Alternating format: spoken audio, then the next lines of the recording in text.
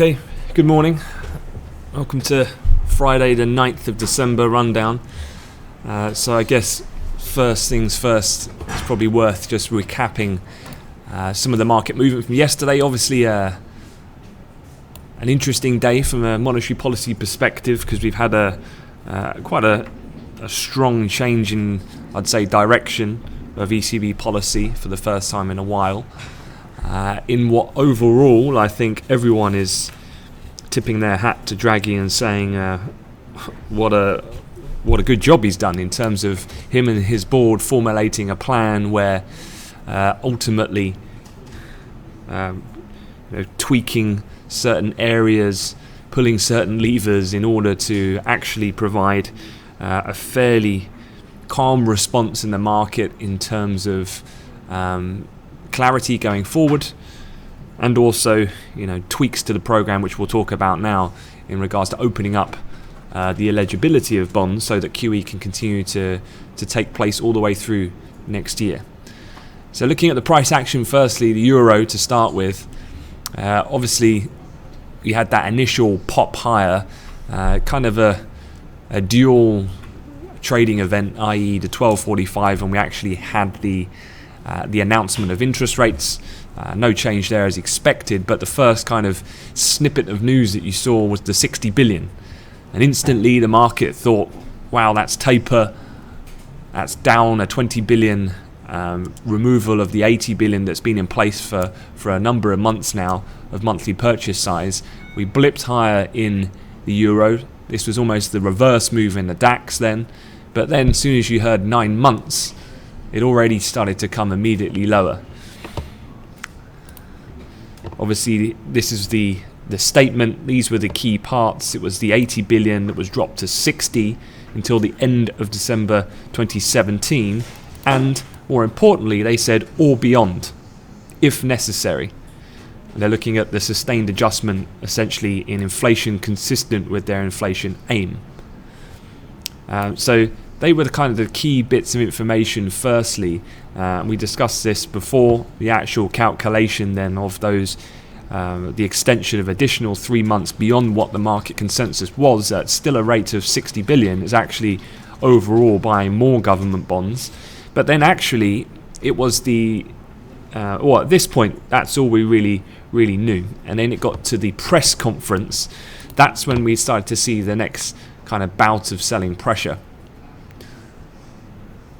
That's kind of from this candle here onwards, and then we've had a sustained move, and even in overnight in Asian session we did hit a low just sub the 106 level, because the other sides of what they were looking at was decreasing the minimum remaining maturity for eligible securities from 2 years to 1, and the decision to allow them to buy yields below the deposit floor. I think the fact that there was two things there may have caught some by surprise, because let me show you this chart here. It'll probably explain a bit more, make a bit more sense of what the change in bringing the lower bound of the maturities of bonds that they can purchase down from 2 to 1 year. This is the actual change that it will make to each individual's bonds in which they are now able to buy. So this was the dotted line, was the previous end date, and this was the now new end date. You can see here the new QE outlook is actually most beneficial for Germany, which was getting very, very short of eligible bonds to buy. Whereas Belgium, France, it actually makes little change in terms of the state of play in which they've been in for the time being, but certainly now even with the Germans it allows them to keep the ECB buying at a similar rate to what they're going to be doing from January all the way through into 2018. So actually, this is a very, very clever tweak to the policy, and that's why you had the short end German futures, the Schatz, the 2-year, rallying so aggressively at the beginning of the press conference when he first delivered these details. The other thing here was the open-endedness of what the ECB committed to. And actually, reading through more of the research this morning, there's kind of a bit of a debate about, is this taper, is it not taper? Because ultimately he is reducing the number of purchases, so that would be a subtle nod to decreasing the month-to-month power of the purchases. But the open-endedness means that really this isn't a taper, because there's no definitive end date. In fact, they said that they can actually increase repurchases again if needed, or they can continue to stretch out the timeline even further beyond now December of 2017. A lot of this, though, is contingent on inflation. So maybe not for the right here and now, because as you know, we're still very far away from target. But certainly as we go through next year, and probably the second half of next year, European inflation, and watching the rate in which that is increasing, because expectations are for that to go higher. You can see here defined by the dotted line from the ECB's projections themselves that they've just issued with yesterday's report. We're not even going to get to target for at least 2.5 years. That being said, though, if inflation starts to increase more rapidly, actually they might need to start looking to readjust QE, and maybe they start to decrease again on a scale. They go from 80 to 60 to 40, for example, but on the same timeline. This would be a calculated way of very slow withdrawal of quote quote tapering, so to speak, or at least to getting towards achieving that end goal. So inflation certainly will be a key theme, I think, more towards the mid to second half of 2017, which will dictate then whether or not this policy needs to be further tweaked going forward. But certainly for the next coming months, these steps, this overtly dovish move that we've seen, and certainly that was the tone in which Draghi was trying to strike during the conference, is partly probably because he knows there's a lot of volatility forthcoming from a political perspective for Europe. And by that I'm talking about the triggering of Article 50, talking about how those negotiations go, talking about the French elections, which is going to be into April, May time. And then obviously you've also encompassing now with the new end of 2017 deadline, you've got the federal German elections as well. Let's not forget about Italy as well to form a government. So, maybe this more, let's call it more of a handgun than a bazooka in terms of easing goes, but a sign to the market that they're willing to provide still accommodation via policy and also to respond if needed. So overall, an extremely well managed event by the ECB, and you've got to say he's done a very good job in managing market expectations overall. I think a couple of things I saw in the FT that kind of sum it up. Draghi was careful to define tapering as a policy whereby purchases would gradually go to zero. So Thursday's move ostensibly does not fall into that category. So he was very, very clear to say that this is not tapering. I guess it's your interpretation of how you want to look at that. But this again was kind of the pushing of the dovish angle which he was trying to convey.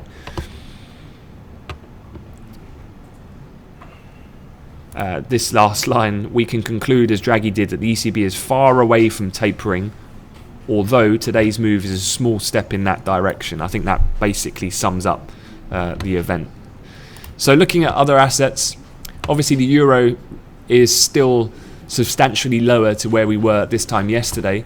Looking technically, obviously there's some key levels here on the downside, and we were, with the euro rally that we saw after the surprising reaction to Italy at the beginning of this week, the euro obviously got all the way up here to a high of 108.78, and here we are now trading back down at this level, about 2.5 points off that.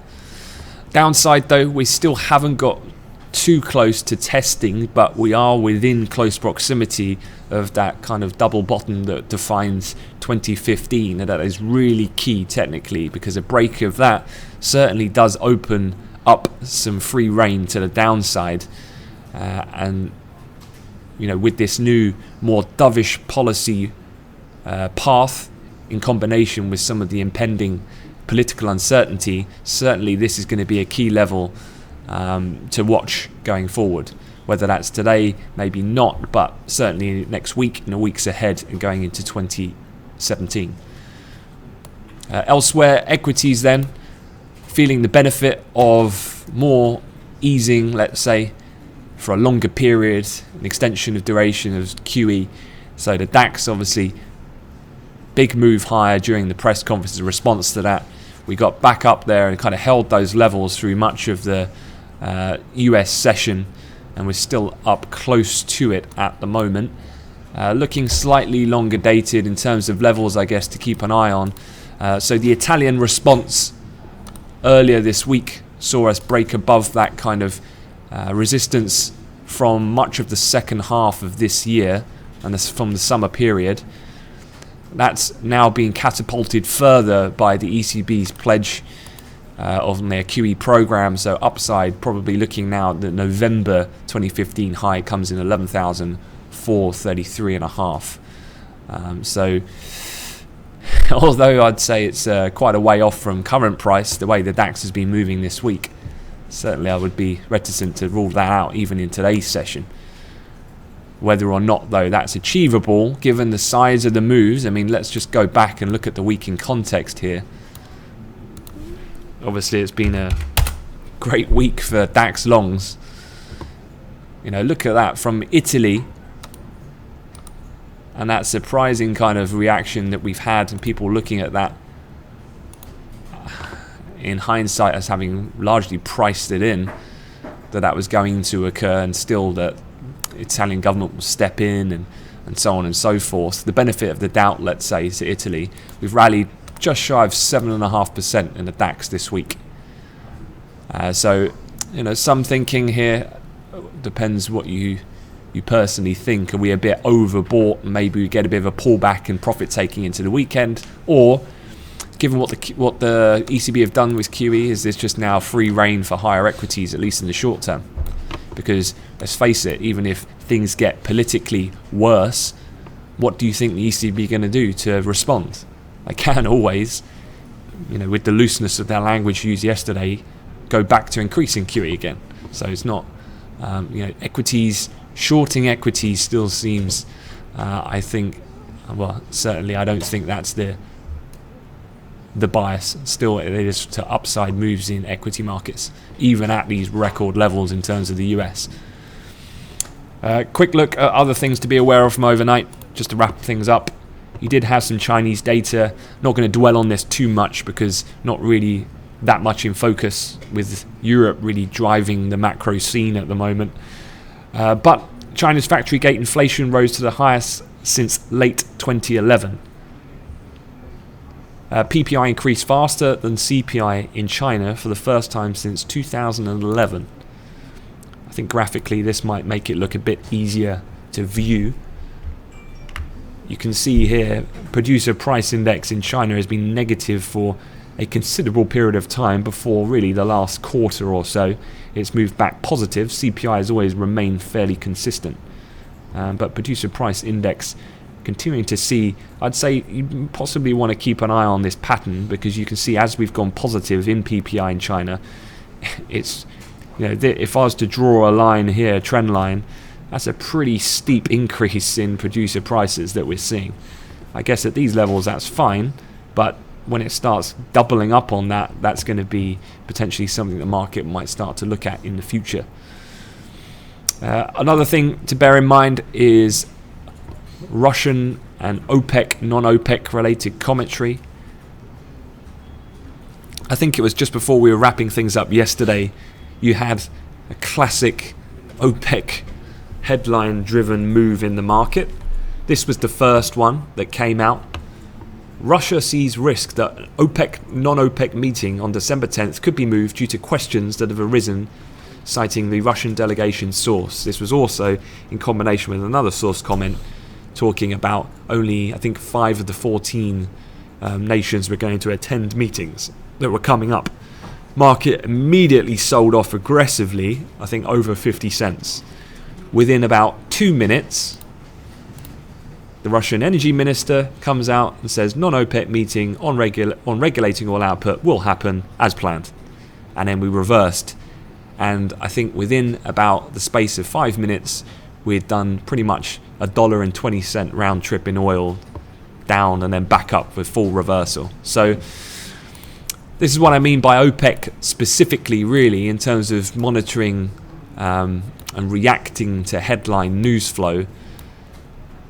This is just classic case of when you do hear something of that nature, particularly a source comment, I would just be very, very proactive in managing trades if you are entering them in an aggressive fashion, because lo and behold, most often than not, they get denied or refuted and so on and so forth. So just be mindful of that if you're actioning anything very, very short term.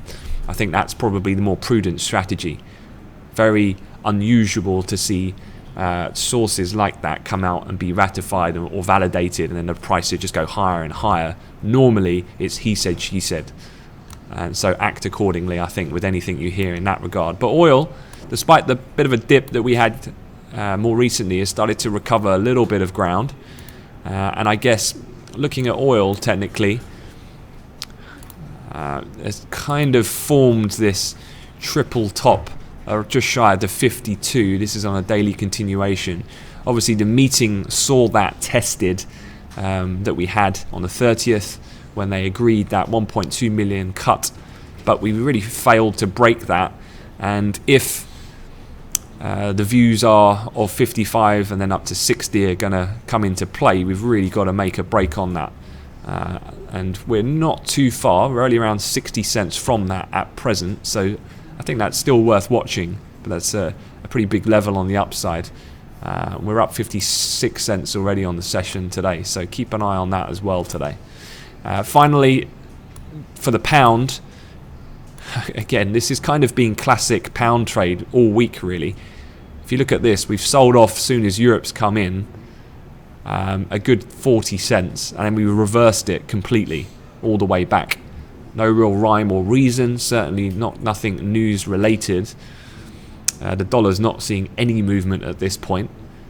In terms of a few questions I've had, the Supreme UK court ruling, I've been told that actually the judges are going to digest all of the information which they've heard in the 4-day hearing this week, and they're not going to deliver a verdict until next month. So you're not expecting any kind of snap headline saying this is their decision, so on and so forth. You might get some journalist talk or rumour, but we're not expecting that now till January 2017. Okay, quick look at the calendar just to wrap things up. Really, this morning you've got construction output from the UK, but this is, I would say, second, if not third tier data. I wouldn't say that's going to influence the pound that much. This afternoon, though, wholesale inventories and University of Michigan. Michigan possibly could be focused very short term for movement in the dollar. This is the preliminary December reading. And last time we had a phenomenal bounce back from one of the worst readings in a long time in October. We saw that coming at 93.8. It was the second strongest reading since May of this year. Expectations on a consumer basis regarding their personal finances and prospects for the national economy improved sharply.